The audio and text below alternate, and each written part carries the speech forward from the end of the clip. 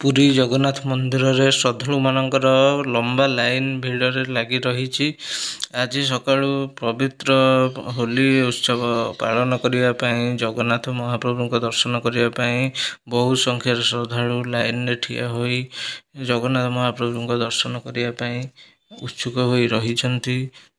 ଦେଶ ଏବଂ ରାଜ୍ୟ ବାହାରୁ ବହୁ ସଂଖ୍ୟାରେ ଶ୍ରଦ୍ଧାଳୁମାନେ ଶ୍ରୀ ଜଗନ୍ନାଥ ମହାପ୍ରଭୁଙ୍କ ଦର୍ଶନ କରିବା ପାଇଁ ଜଗନ୍ନାଥ ମହାପ୍ରଭୁଙ୍କ ମନ୍ଦିରର ଚାରିପାର୍ଶ୍ୱରେ ଘେରି ରହିଛନ୍ତି। ପ୍ରଶାସନ ମାନେ ତାଙ୍କର କାର୍ଯ୍ୟ ଚଳାଇଛନ୍ତି, ଯେମିତିକି ଶ୍ରଦ୍ଧାଳୁମାନଙ୍କୁ ବହୁ ଜଲ୍ଦି ବହୁତ ସୁବିଧାରେ ଯେମିତି ସେମାନେ ଜଗନ୍ନାଥ ମହାପ୍ରଭୁଙ୍କ ଦର୍ଶନ କରିପାରିବେ, ସେଥିପାଇଁ ବ୍ୟବସ୍ଥା କରାଯାଇଛି। ଚାରିପାର୍ଶ୍ୱରେ ଶ୍ରଦ୍ଧାଳୁମାନଙ୍କର ଅସୁବିଧାକୁ ଦୂର କରିବା ପାଇଁ ଜଳ ବଣ୍ଟନ କରାଯାଉଛି ଏବଂ ଜଳ ସ୍ପ୍ରେ କରାଯାଉଛି, ଯେଉଁଥିରେ କି ଶ୍ରଦ୍ଧାଳୁମାନଙ୍କର ଏହି ଖରାରେ ଯେମିତି ଅସୁବିଧା ନ ପଡ଼ିବେ ସେଥିପାଇଁ ବ୍ୟବସ୍ଥା କରାଯାଇଛି। ଖାଲି ଜଗନ୍ନାଥ ମହାପ୍ରଭୁଙ୍କ ମନ୍ଦିର ଚାରିପାର୍ଶ୍ୱରେ ନୁହେଁ, ଆମର ଜଗନ୍ନାଥ ମହାପ୍ରଭୁଙ୍କର ପୁରୀ ସି ବିଚ୍ ପାଖରେ ବି ମଧ୍ୟ ବହୁତ ଭିଡ଼ ଲାଗି ରହିଛି।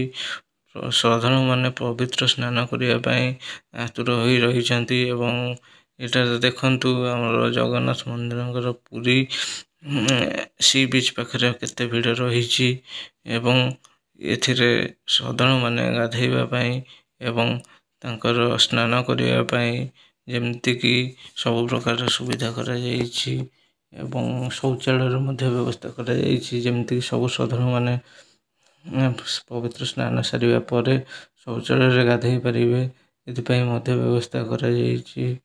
ଶ୍ରଦ୍ଧାଳୁମାନଙ୍କର ଭିଡ଼ ଏତେ ସଂଖ୍ୟାରେ ଲାଗି ରହିଥିବା କାରଣରୁ ପ୍ରଶାସନ ମାନେ ତାଙ୍କର କାର୍ଯ୍ୟରେ ତତ୍ପର ଦେଖାଇଛନ୍ତି ଏବଂ ଯେମିତିକି ସବୁ ଶ୍ରଦ୍ଧାଳୁମାନେ ବହୁତ ଜଲ୍ଦି ଏବଂ ବହୁତ ସୁବିଧାରେ ଜଗନ୍ନାଥ ମହାପ୍ରଭୁଙ୍କ ଦର୍ଶନ କରିପାରିବେ, ଏହା ପ୍ରତି ଅଧିକ ଧ୍ୟାନ ଦିଆଯାଇଛି।